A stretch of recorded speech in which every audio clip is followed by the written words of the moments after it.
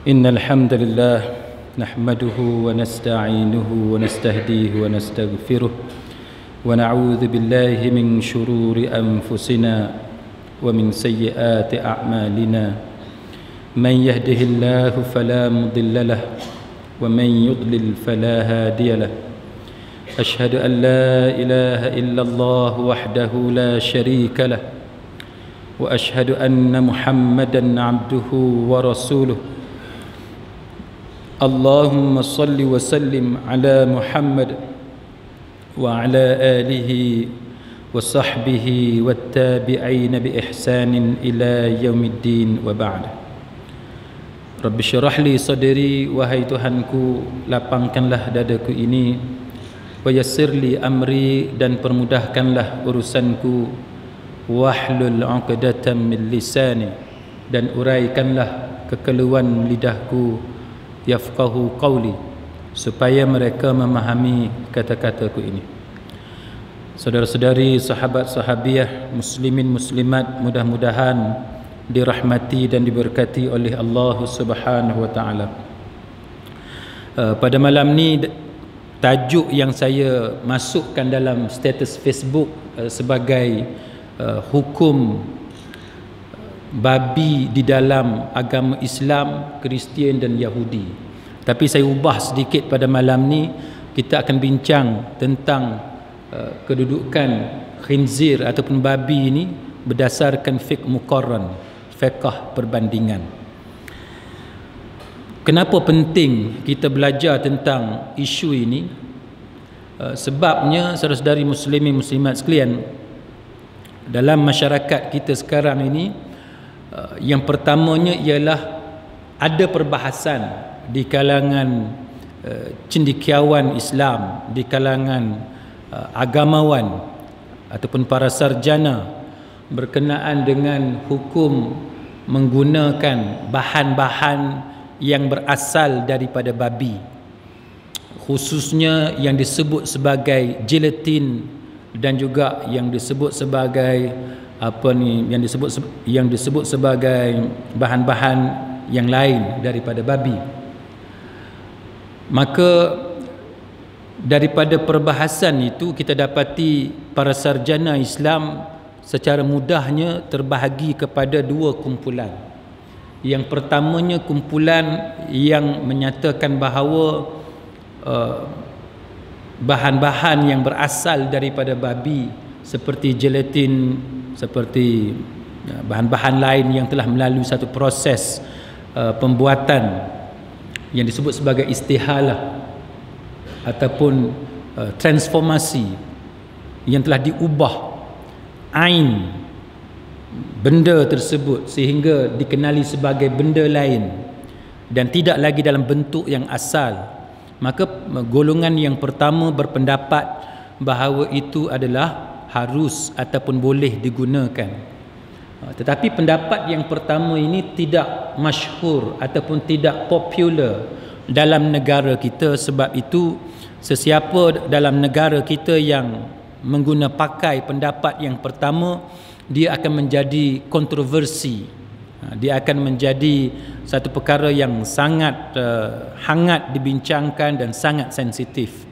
Manakala pendapat yang kedua, termasuklah yang disokong oleh ulama-ulama Syafi'iyah, ialah pendapat yang tetap mengatakan bahawa bahan-bahan yang berasal daripada babi, walaupun telah melalui satu proses transformasi daripada bentuk yang asal itu kepada bentuk yang baru yang dipanggil sebagai istihalah, maka dia kata bahawa pendapat yang kedua mengatakan bahawa ianya tetap diharamkan dan tetap dihukum sebagai najis.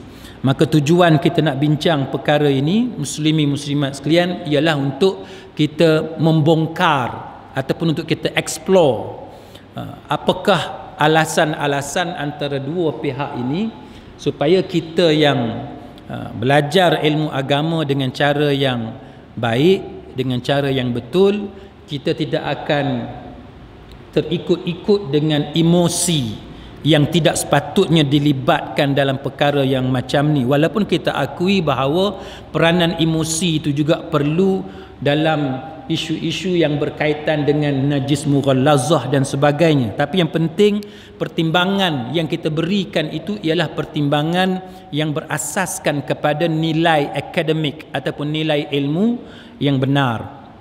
Baik, jikalau tuan-tuan lihat dalam akhbar ataupun dalam media, dalam internet dan sebagainya, sekarang ini masyarakat kita juga mulai popular menggunakan satu benda yang dipanggil sebagai satu bahan yang ada pada kulit, yang mana jikalau kita semakin berusia, kulit kita akan kendur ataupun akan menjadi berkedut, kan? Jadi dalam masyarakat kita pada hari ini dipopularkan bahan-bahan seperti itu untuk menegangkan kulit, untuk kita panggil sebagai satu amalan yang diminum ataupun yang dimakan untuk memelihara awet muda yang ada kepada kita, supaya kulit kita nampak lebih muda berbanding dengan usia kita yang sebenar.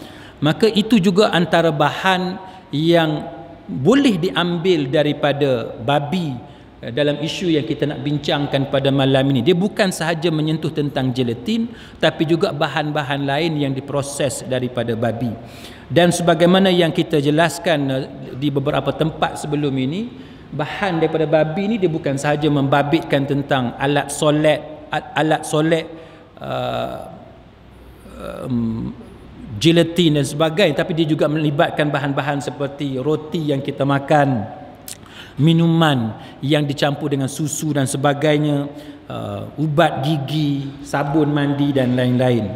Maka pada malam ni kita nak bincang benda-benda yang macam ni, kenapa para ulama berbeza pendapat dan dia berasal daripada mana sebenarnya sehingga menyebabkan wujudnya perbezaan pendapat di kalangan ulama Islam. Sidang hadirin mukminin, yang pertama saya nak petik antaranya ulama Hanafiyah dan juga ulama Malikiyah terutamanya. Sebahagian besar ulama Malikiyah dan boleh dikatakan semua ulama Hanafiyah berpendapat bahawa boleh menggunakan gelatin yang berasal daripada babi, yang disebut sebagai istihalah. Sebab dia kata contohnya, analogi yang digunakan, kias yang digunakan ialah, dia kata bahawa sebagai contoh, katalah seekor babi jatuh ke dalam garam. Saya tak tahu tuan-tuan boleh bayang tak macam mana babi boleh jatuh dalam garam.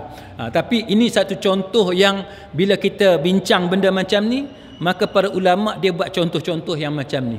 Katalah sama ada seekor babi ataupun daging babi tu jatuh dalam garam, dalam satu kilang membuat garam contohnya.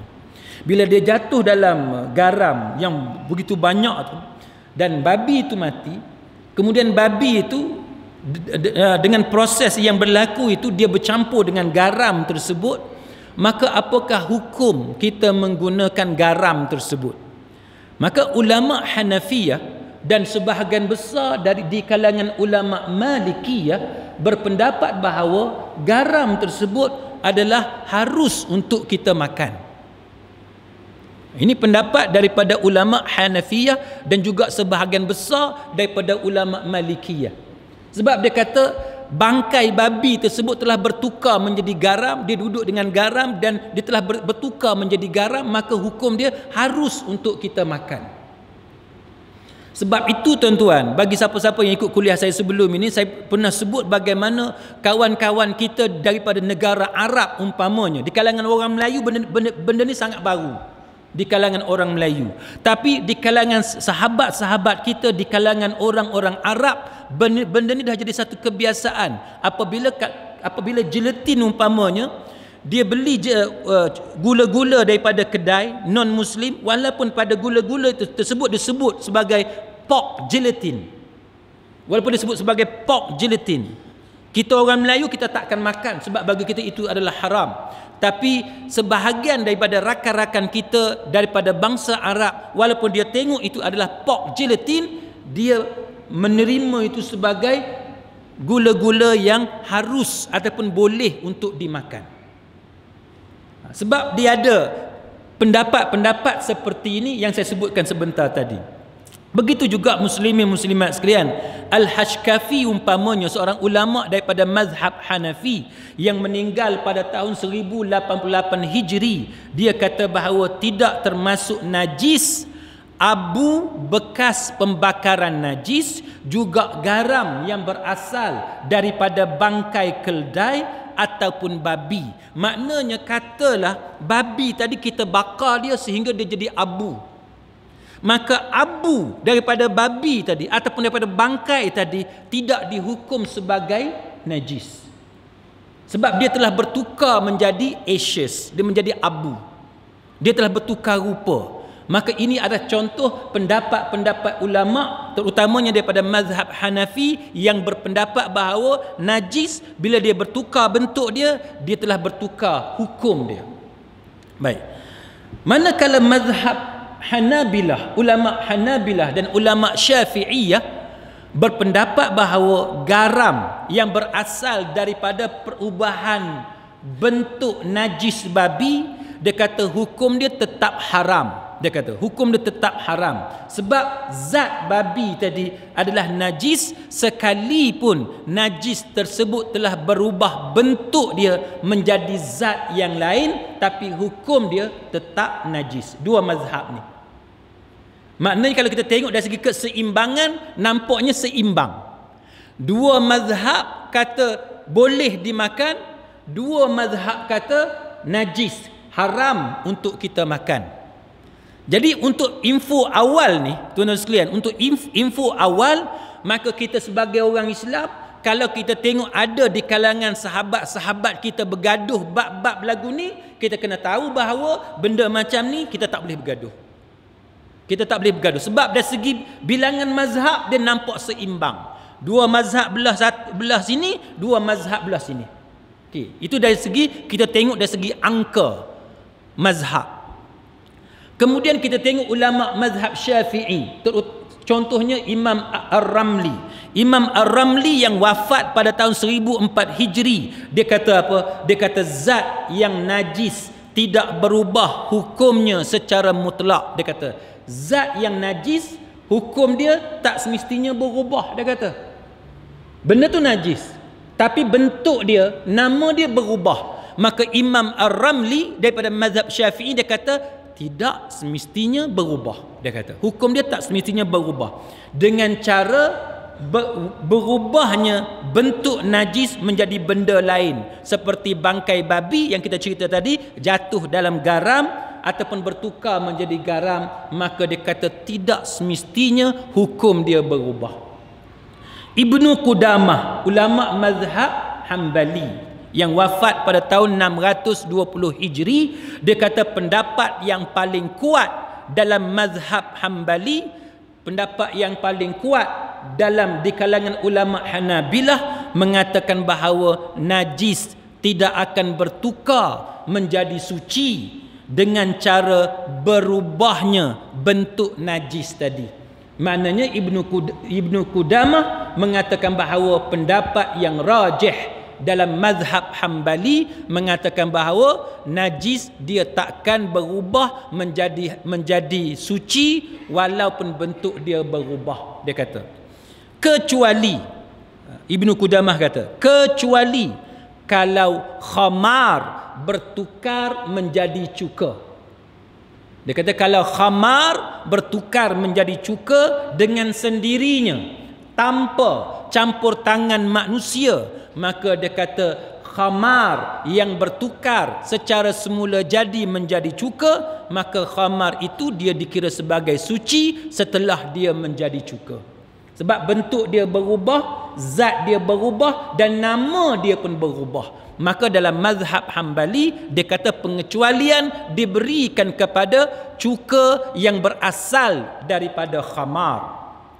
Dan dia kata najis yang dibakar menjadi abu, begitu juga dia kata bangkai babi yang jatuh ke dalam garam sehingga berubah menjadi garam. Maka daripada dua pendapat tadi, muslimin muslimat sekalian, kita boleh tengok bagaimana empat mazhab itu nampaknya agak seimbang.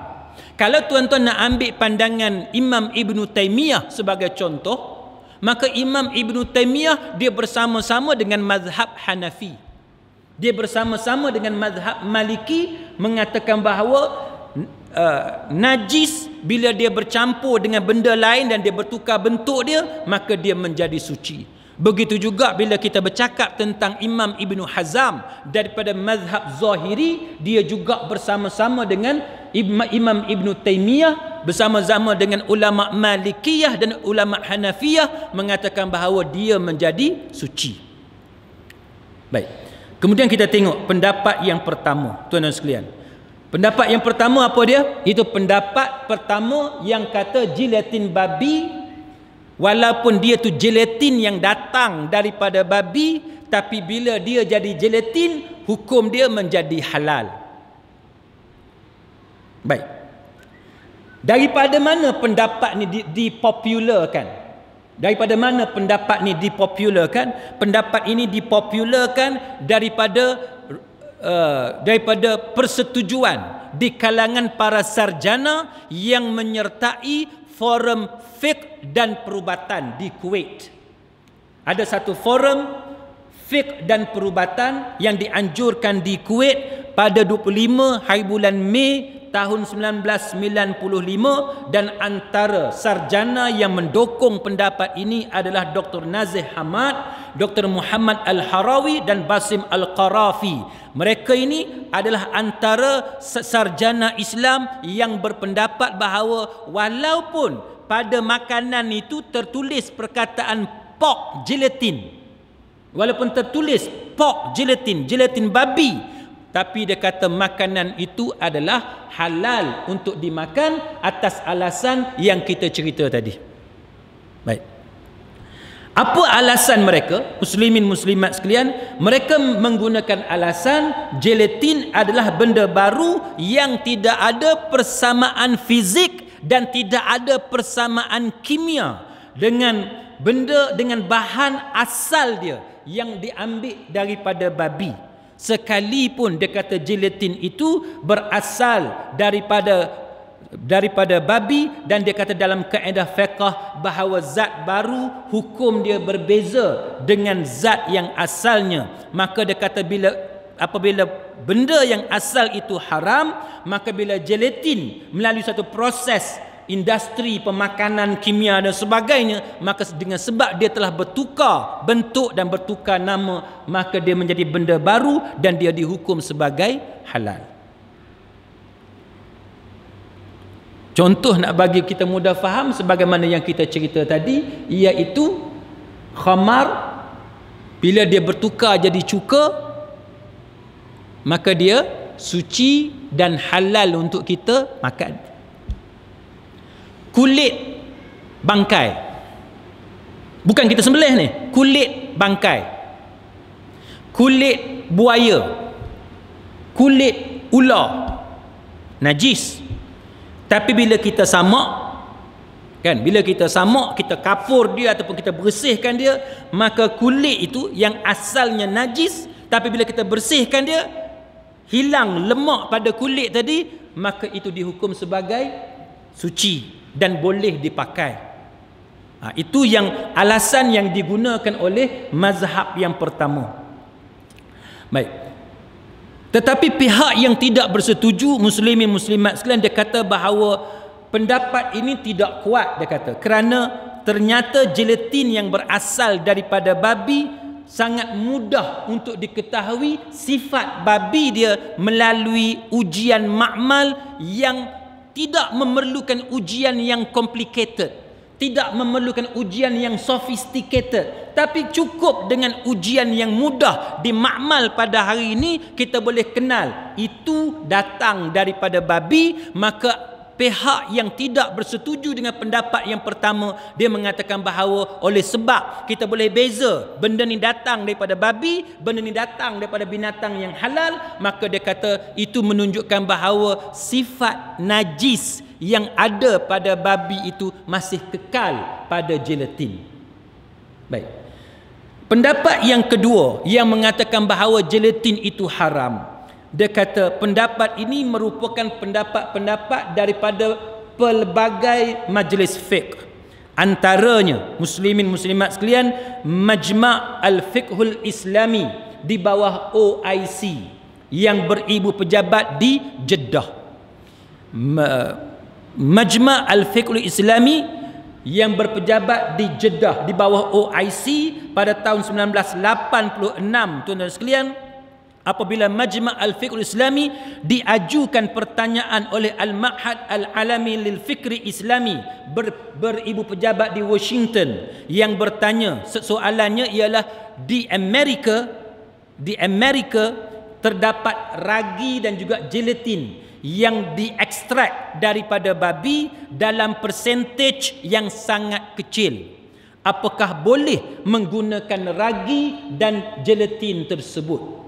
Maka jawapan yang diberikan oleh Majma' Al-Fiqhul Islami di bawah OIC, tuan-tuan sekalian, Majma' Al-Fiqh Islami ni dia ada dua, tuan-tuan. Satu Majma' Al-Fiqh Islami di bawah OIC, satu lagi Majma' Al-Fiqh Islami di bawah Rabitah Alam Islami, beribu pejabat di Mekah.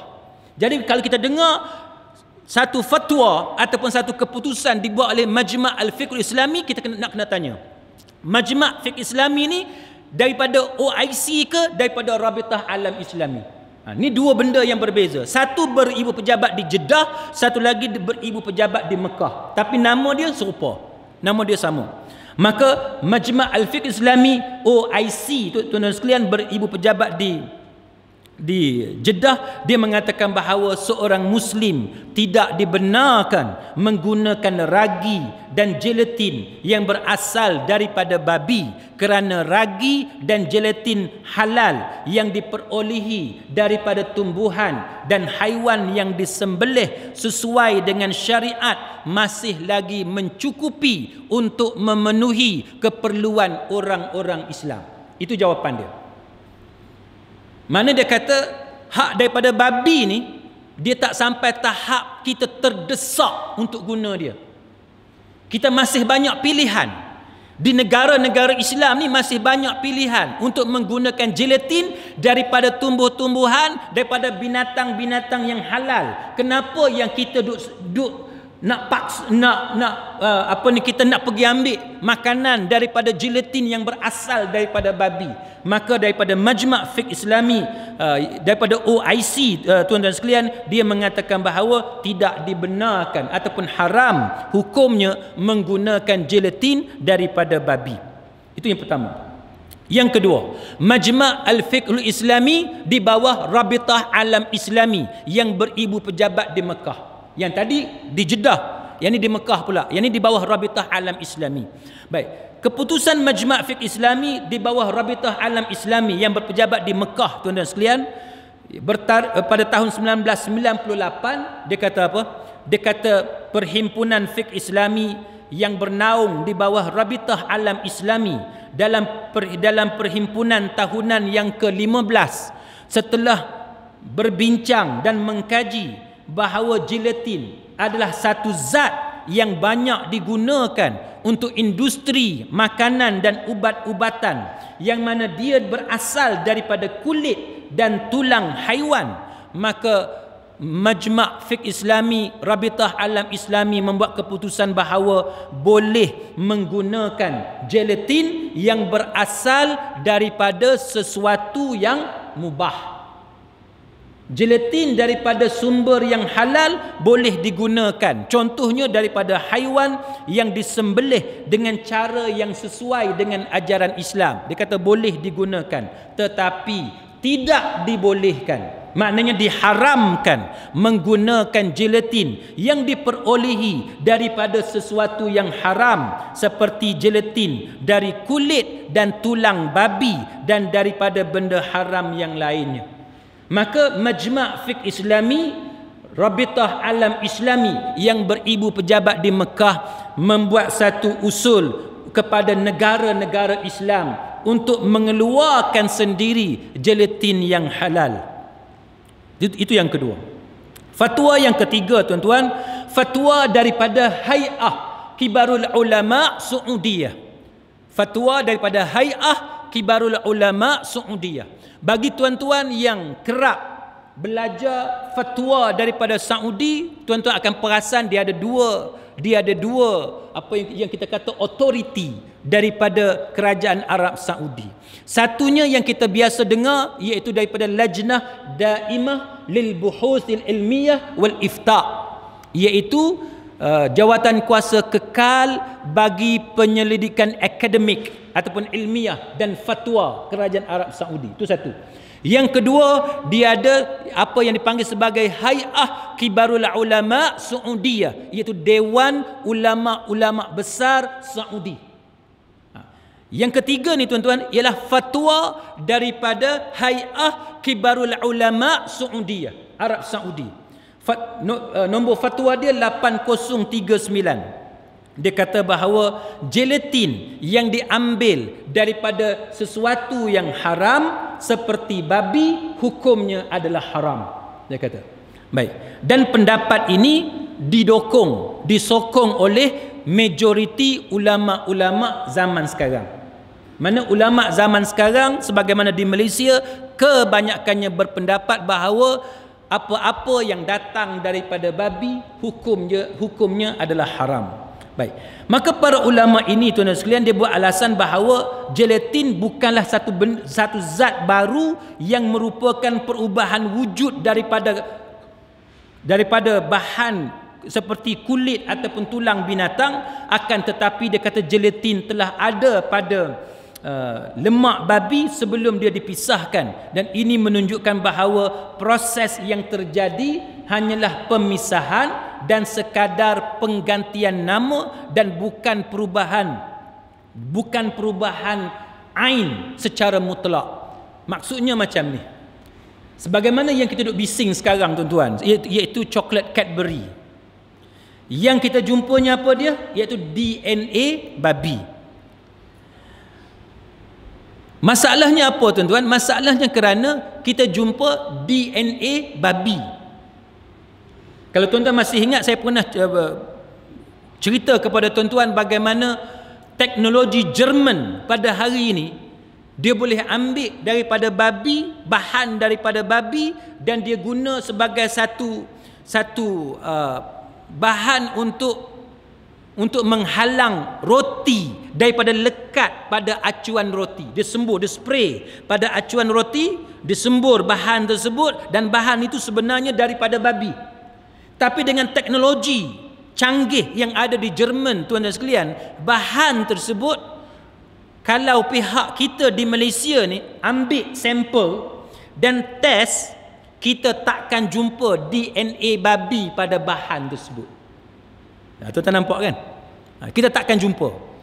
Berbanding dengan bahan seperti gelatin babi, bila kita ambil sampel, kita uji, terus dapat DNA babi pada gelatin berkenaan. Itu punca perbezaan pendapat.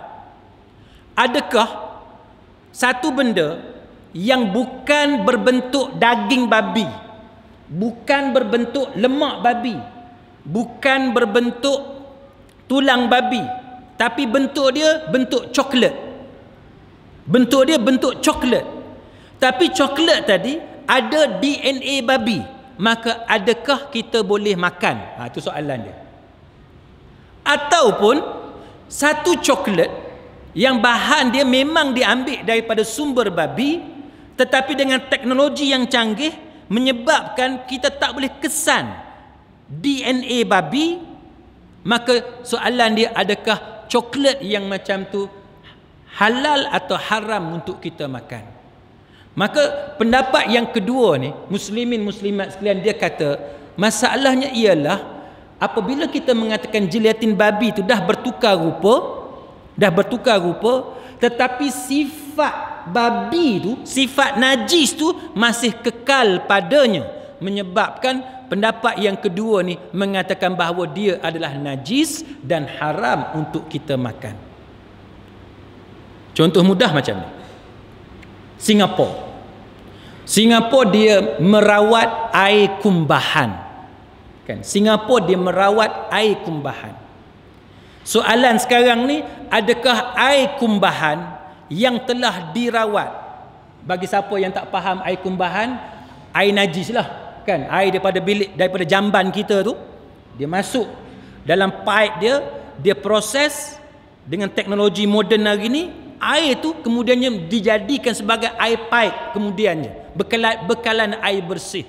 Baik, soalannya tuan-tuan sekalian, air kumbahan yang dirawat oleh pihak berkuasa air Singapura sebagai satu contoh, bila dia telah rawat tuan-tuan sekalian dan dijadikan sebagai air pipe yang dibekalkan kepada setiap kediaman, air dia bersih, nampak jernih tuan-tuan sekalian.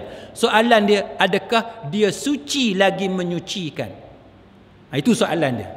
Maka bila kita balik kepada persoalan tadi, muslimin muslimat sekalian, pada bahan makanan, bila kita test ada DNA babi, adakah halal kita makan?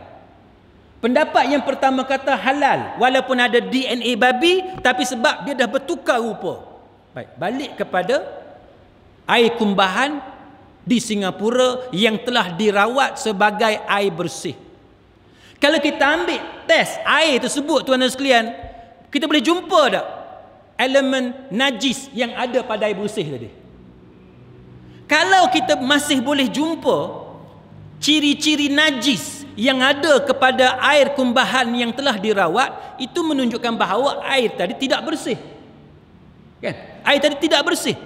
Tapi kalau kita ambil sampel air yang telah dirawat oleh pihak berkuasa air Singapura dan didapati tidak ada najis pada air kumbahan yang telah dirawat, kita uji air tersebut dan kita dapati dia bersih, maka itu baru kita boleh kata bahawa dia telah berubah sifat najis yang ada pada air tersebut sehingga kita boleh anggap dia sebagai bersih dan halal ataupun harus untuk kita minum. Sama dengan kes tadi tuan-tuan sekalian, kalau benda tu masih boleh dikesan DNA babi, maka menunjukkan bahawa dia masih kotor, sifat najis dia masih belum hilang, maka pendapat yang kedua kata haram untuk kita makan sebab sifat najis dia masih belum hilang. Baik, kemudian pendapat yang kedua ni kata apa tuan-tuan? Pendapat yang kedua ni mengatakan bahawa hendaklah kita menghindarkan. Dia kata seorang Muslim hendaklah memilih yang lebih baik untuk diri dan agamanya. Dia kata pendapat yang kedua ni, hendaklah seorang Muslim tu memilih benda yang lebih baik untuk diri dan agamanya. Dengan cara yang macam mana? Iaitu dengan mengelak daripada menggunakan segala produk yang menggunakan gelatin babi sebagai salah satu bahan pembuatannya, kerana dia kata asal gelatin itu adalah babi dan babi telah diharamkan secara jelas dan terang dan qat'i mu'tamad di dalam Al-Quran. Dan dia kata manakala proses pengubahan zat najis berkenaan sehingga menjadi zat yang lain masih diragukan kedudukannya, maka hukumnya dia kata kembali kepada hukum asal babi, iaitu haram. Bila kita ragu-ragu, maka kembalikanlah hukum itu kepada hukum asal, iaitu hukum babi adalah haram. Dia kata sesuai dengan kaedah yang telah dibentuk formulanya oleh para ulama berdasarkan hadis Nabi, iaitu tinggalkanlah segala yang meragukan kepada perkara yang tidak meragukan. Tinggalkan benda yang meragukan kepada benda yang tidak meragukan. Jadi kalau kita tengok benda tu boleh makan ke tak boleh makan, najis dia tu, sifat najis dia hilang ke tidak hilang, maka lebih baik kita tinggalkan perkara yang meragukan itu. Maka dia kata, muslimin muslimat sekalian, maka dengan demikian pendapat yang kedua ni kata apa? Menjual segala barang ataupun produk yang salah satu bahan asasnya adalah gelatin babi, hukumnya adalah haram dan hasil keuntungannya merupakan harta yang haram. Demikian juga diharamkan bagi seorang doktor untuk memberikan ubat-ubatan prescription yang mengandungi gelatin babi kecuali dalam keadaan yang darurat, kecuali dalam keadaan yang tidak ada pilihan, dalam keadaan terpaksa. Manakala keadaan gelatin sebagai bahan campuran, hukumnya juga tetap haram berdasarkan kepada satu hadis yang diguna oleh ulama kumpulan yang kedua ni. Hadis ini diriwayatkan oleh Imam Abu Daud dan An-Nasa'i, dan darjat hadis ini adalah hasan, iaitu idza waqa'at al-faratu fis samni fa in kana jamida fa alquha wa ma haulaha wa in kana ma'ian fala taqrabuh. Dia kata apabila seekor tikus tu mati, jatuh ke dalam minyak lemak, jika minyak samin minyak tu itu beku, maka buanglah bangkai tikus dan bahagian minyak yang beku yang terkena najis. Tak, tikus, bangkai tikus jatuh, Nabi kata macam mana? Bila dia jatuh, dia kena dekat minyak beku. Bila jatuh atas minyak beku, adakah kita nak kena buang semua minyak yang tikus jatuh dan bekas tu? Nabi kata kalau minyak tu beku, buang bangkai tikus tadi dan bahagian yang terkena kepada bangkai tikus, buang yang tu. Manakala hak balance tu, yang baki tu boleh digunakan, boleh kita makan, boleh digunakan.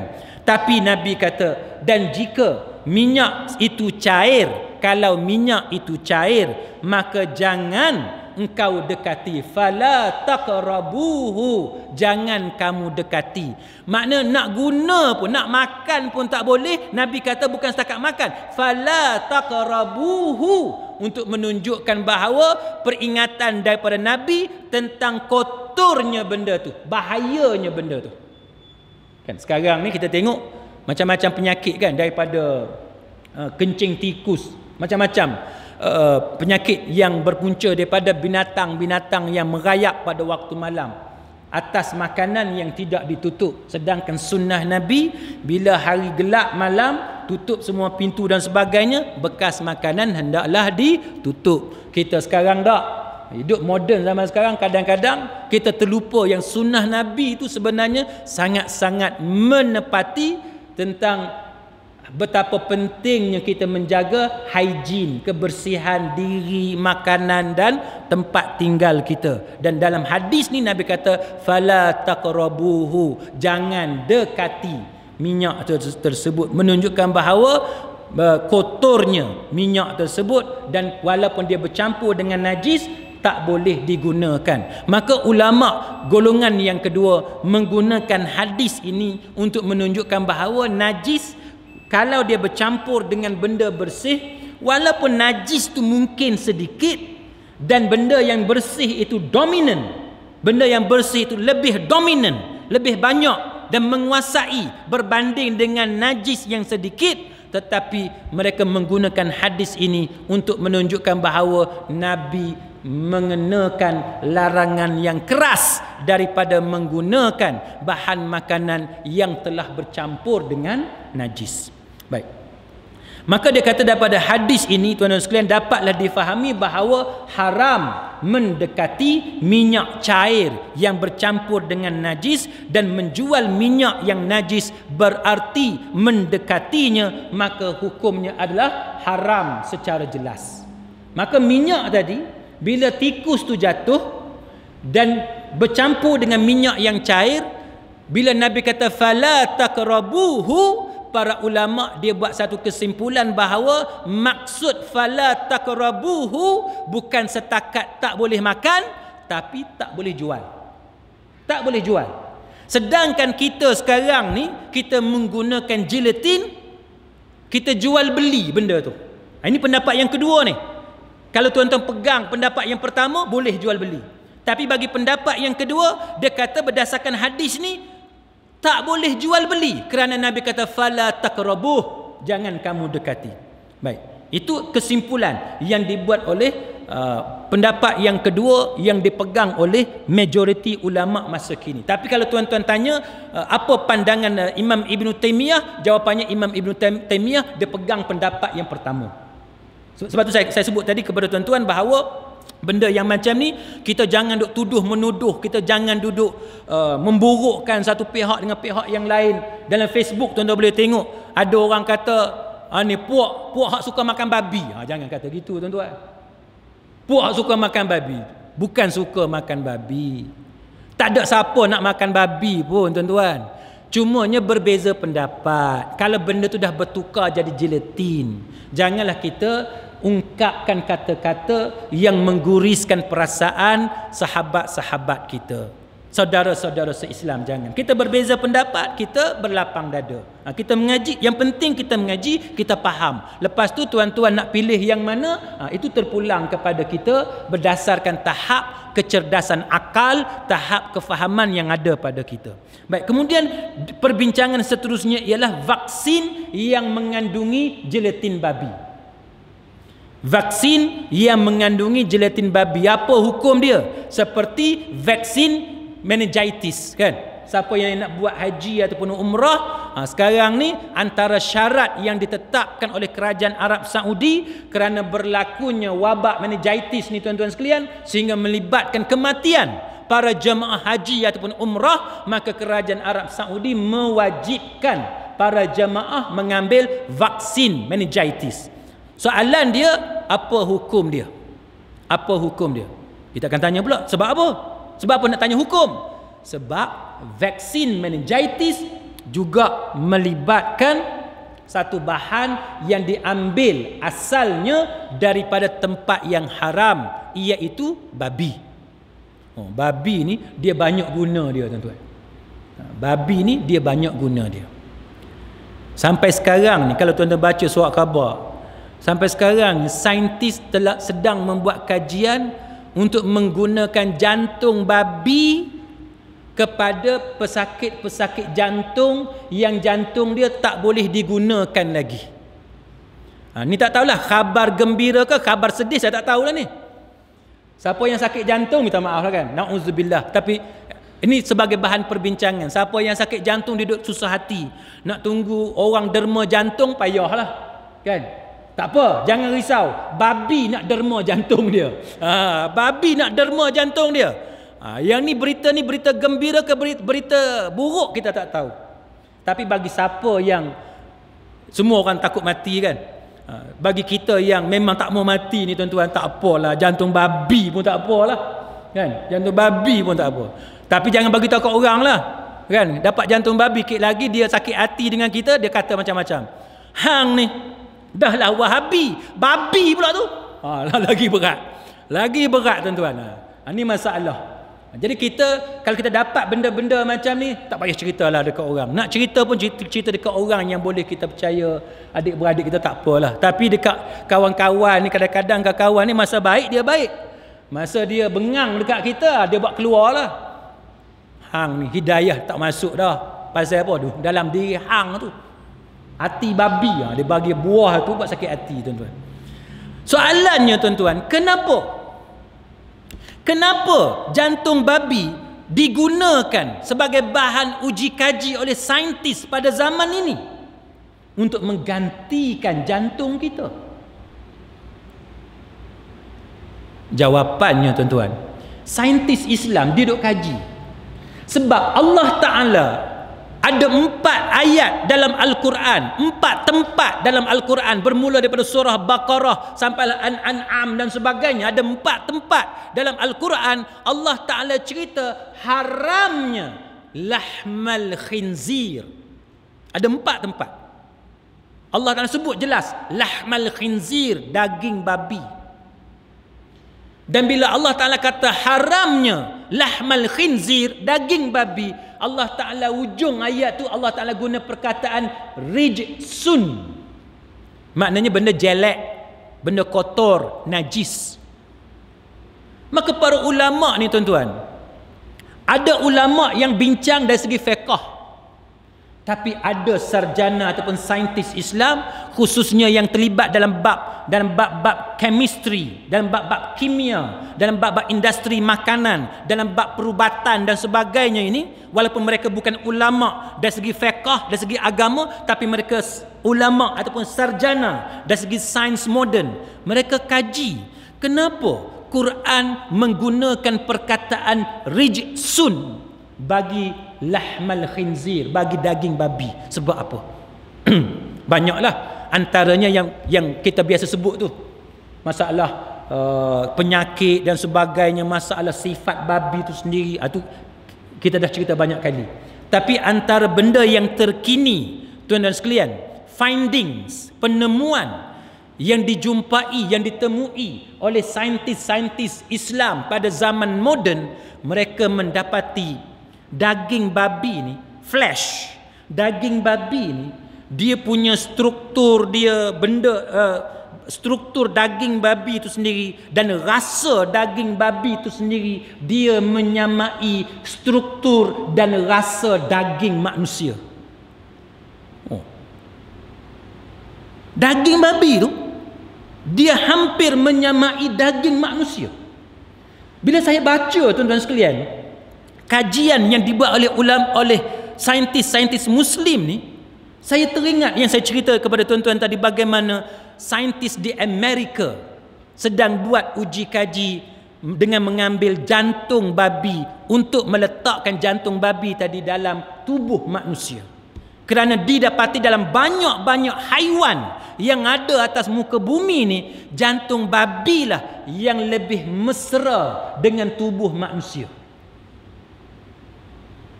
Oh, dahsyat, tuan-tuan. Dan untuk pengetahuan tuan-tuan sekalian, kajian di Amerika sekarang ni berkenaan dengan jantung babi yang akan digunakan untuk menggantikan jantung manusia. Saintis di Amerika itu adalah saintis yang beragama Islam juga.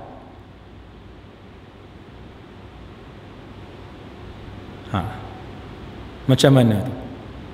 Dan ini antara benda yang sangat menarik untuk kita lebih banyak mengkaji, lebih banyak menambahkan ilmu berkenaan dengan kenapa Allah Ta'ala melarang, dan apakah hikmah yang tersembunyi di sebalik larangan-larangan Allah Ta'ala tentang kotornya babi ini. Ini sangat menarik, tuan-tuan sekalian. Baik, dia kata bahawa sebabnya ialah vaksin meningitis ini mempunyai gelatin babi. Maka dia kata gelatin babi, hukum dia adalah najis dan haram untuk kita masukkan dalam tubuh. Maka menggunakan vaksin meningitis, hukum dia adalah haram.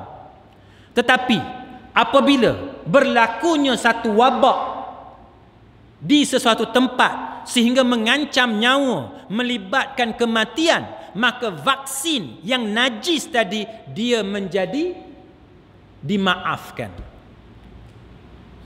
Bukan sebab kita terima dia itu sebagai suci, tetapi kerana kita tidak ada pilihan, kerana kita berada dalam keadaan darurat, maka dia berubah disebabkan oleh kita terpaksa. Maka Allah Subhanahu wa taala berfirman dalam surah Al-An'am ayat 119, wa qad fassala lakum ma harrama alaikum illa makturirtum ilaih. Padahal sesungguhnya Allah Ta'ala telah menjelaskan kepada kamu apa yang diharamkannya ke atas kamu, kecuali apa yang kamu terpaksa memakannya. Benda hak haram, Allah Ta'ala kata dia dah cerita dah semua benda kepada kita. Hak mana yang kamu terpaksa itu dimaafkan bagi kamu. Maka sebab itu muslimin muslimat sekalian, para ulama mengatakan bahawa dalam perkara-perkara yang terpaksa macam ni, maka boleh kita makan. Contohnya, katalah ada satu ubat yang kapsul ubat tu dibuat daripada gelatin babi, hukum dia haram. Tapi nak cari ubat lain yang kapsul dia itu menggunakan gelatin yang halal, katalah kita tak jumpa cari, ataupun farmasi ataupun doktor yang membekal tu bagi tahu tidak ada pilihan, satu ni je ubat yang ada, tapi kapsul dia daripada gelatin babi. Maka kalau kita boleh mengelak, kita elak. Macam mana cara dia? Buka kapsul tu, kita telan isi dia. Saya pernah ada beberapa orang mai jumpa saya, dia tanya macam mana nak buat. Maka jawapan saya ialah, kapsul tadi boleh buka ke tak boleh buka? Kalau jawapan dia boleh buka, kita buka, kita telan isi dia. Tanya doktor dulu, ada beza tak kita buka kapsul tadi dengan tak buka? Kalau doktor kata kemujaraban ubat tadi, keberkesanan ubat tadi akan terjejas, maka jangan buka lah. Tapi kalau doktor kata serupa je, buka dengan tak buka, maka wajib bagi kita buka kapsul tu, ambil isi dia sahaja, sebab yang ubatnya isi. Kapsul tadi bukan ubat. Baik. Tapi kalau kita tidak ada pilihan, maka telanlah dengan kapsul-kapsul tadi, walaupun hukum dia adalah najis, tetapi sebagaimana ayat daripada surah Al-An'am ayat 119 yang kita baca tadi, Allah Ta'ala memaafkan benda-benda haram yang kita makan dalam keadaan yang terpaksa. Sebagaimana satu orang makcik, dia telefon saya, dia nak masuk ke OT, Operation Theatre, bilik pembedahan. Dia kata, Ustaz, beberapa jam lagi makcik akan dimasukkan dalam bilik pembedahan, dan doktor yang jumpa makcik dalam 10 minit yang lalu bagi tahu dia akan injekkan satu ubat dalam darah, yang mana ubat tu asal dia daripada babi. Doktor tu bagi tahu awal-awal, maka dia bagi pilihan, tapi dia kata alternatif kepada ubat tu tidak ada. Maka makcik tu telefon saya bagi tahu kepada makcik tu, kalau doktor tu bagi tahu tidak ada pilihan, tidak ada alternatif, maka hukumnya adalah dimaafkan. Makcik tu tanya pula, "Habis Ustaz, macam mana sembahyang saya? Sedangkan dalam darah saya tu ada babi." Kita dah cerita banyak kali dah bab ni, tuan-tuan. Dalam darah kita bukan setakat ada babi, tuan-tuan. Dalam tubuh kita ada taik lagi. Betul tak? Dalam badan kita ni ada taik lagi. Cuma buang ke tak buang lagi je, tu je. Apa bezanya, tuan-tuan? Benda tu dia jadi najis, dia jadi kotor yang wajib kita bersihkan bila dia keluar daripada tubuh. Macam muntah. Muntah apa dia hukum dia? Najis, betul tak? Nak tanya tuan-tuan, kalau muntah atas kapet masjid, ada tak orang nak sembahyang atas kapet tu? Tak ada. Tapi sebelum muntah, dia ada kat mana? Dalam badan kita. Dia dalam badan kita. Apa bezanya? Bezanya hanyalah di luar dengan di dalam. Itu sahaja beza dia. Tapi isi dia sama, benda yang sama. Durian musangking dengan nasi dengan pulut hak kita makan tadi. Bila muntah, nama dia muntah. Bila kat dalam, nama dia bukan muntah, tapi benda sama. Bila keluar dia najis, bila kat dalam dia tidak dihukum sebagai najis. Itu je tuan-tuan sekalian. Maka cerita-cerita yang macam ni kita hendaklah faham dari segi fiqh, tuan-tuan sekalian, supaya kita tahu bahawa Islam bukanlah satu agama yang membebankan kita sampai tahap kita nak pastikan dalam darah kita ni tak ada satu pun unsur-unsur babi. Tak, tuan-tuan sekalian. Kalau kita tidak ada pilihan, itulah termasuk dalam perkara yang dimaafkan oleh Allah Subhanahu wa taala. Jadi muslimin muslimat sekalian, saya nak berhenti setakat itu. Jika tuan-tuan ada sebarang soalan, bolehlah tuan-tuan kemukakan, sama ada yang berkaitan dengan isu ni secara langsung ataupun tuan-tuan ada sebarang soalan yang lain. Wallahu a'lam. Ada.